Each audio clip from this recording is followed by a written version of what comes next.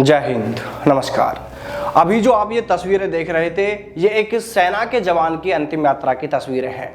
नियमों के चलते सेना ने इस जवान को शहीद का दर्जा नहीं दिया, तो गांव वालों ने सड़क को घेरकर जाम लगा दिया। इसके बाद पुलिस प्रशासन और जिला प्रशासन मौके पर पहुंचा और ग्रामीणों और परिजनों से समझाइश कर जाम को खुलवाया गया और बाद में जवान की पार्थिव देह का अंतिम संस्कार किया गया। दरअसल लेह लद्दाख में सेना के बारूद डिपो में ब्लास्ट होने से शहीद हुए झुंझुनू के सूरजगढ़ के रहने वाले जवान नंदू सिंह का पार्थिव शरीर मंगलवार को उनके पैतृक गांव पहुंचा। जानकारी है कि वो इसी 8 मई को लेह लद्दाख में सेना के बारूद डिपो में ब्लास्ट होने से घायल हो गए थे, जिसके चलते उनका अस्पताल में उपचार चल रहा था और सोमवार को चंडीगढ़ में इलाज के दौरान उन्होंने आखिरी सांस ली थी। मंगलवार सुबह जब एक एम्बुलेंस से उनकी पार्थिव देह उनके गांव पहुंची तो ग्रामीणों और परिजनों ने इसका विरोध किया। उनका कहना था कि जवान के पार्थिव देह को सेना के वाहन से क्यों नहीं लाया गया, जवान की पार्थिव देह को एक प्राइवेट एम्बुलेंस से क्यों लाया गया है। साथ ही उन्होंने जवान नंदू सिंह को शहीद का दर्जा दिए जाने की भी मांग की थी और फिर देखते ही देखते ग्रामीणों की यह नाराजगी एक विरोध प्रदर्शन में बदल गई और उन्होंने हाईवे जाम कर दिया।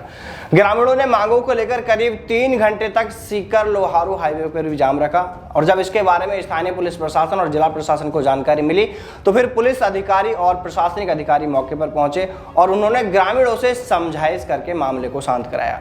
इसके बाद सेना के जवान की अंतिम यात्रा भी निकाली गई और फिर जिला प्रशासन ने जवान की पार्थिव देह का उनके पैतृक गांव श्यालू कला में अंतिम संस्कार कराया। वहीं इस पूरे मामले को लेकर जिला सैनिक कल्याण अधिकारी कर्नल सुरेश कुमार जांगिड़ ने बताया कि नंदू सिंह आर्मी के एम्यूनिशन डिपो में ट्रेडमैन थे।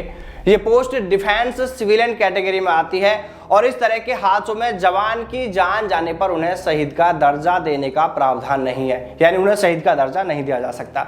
उन्होंने बताया कि जवान को शहीद का दर्जा तो नहीं दिया जाएगा, लेकिन इसके अलावा सर्विस से जुड़े अन्य तमाम परिलाभ नंदू सिंह के परिजनों को जरूर मिलेंगे। उन्होंने कहा कि जवान नंदू सिंह के परिजनों को नियमानुसार विभिन्न अलग अलग मदों से कुल लगभग 90 लाख रुपए का फंड दिया जाएगा और परिजनों को पेंशन भी दी जाएगी।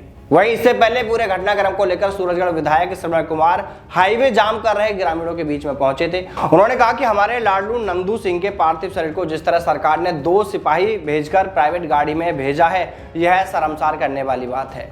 उन्होंने कहा कि यह न केवल समाज बल्कि आने वाली पीढ़ी के लिए भी शर्मसार करने वाली बात है। विधायक बोले कि जो जवान शहीद हो रहे हैं उनको सिर्फ प्राइवेट गाड़ी में लेकर आना और केवल मात्र यह कह देना कि खुद की गलती से ऐसा हुआ है, तो यह बात शर्मसार करने वाली है। जवान देश के लिए ही तो अपनी जान देता है, उसमें गलती नहीं देखी जाती है। वह जवान किसके लिए शहीद हुआ है, यह देखने वाली बात होती है।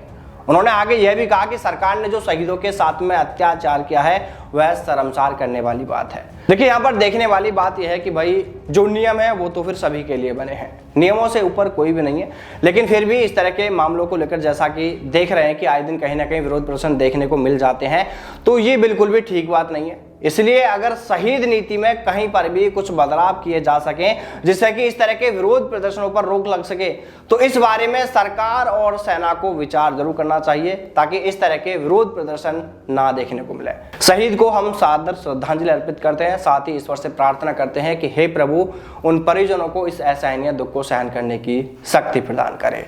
जय हिंद, जय भारत, वंदे मातरम।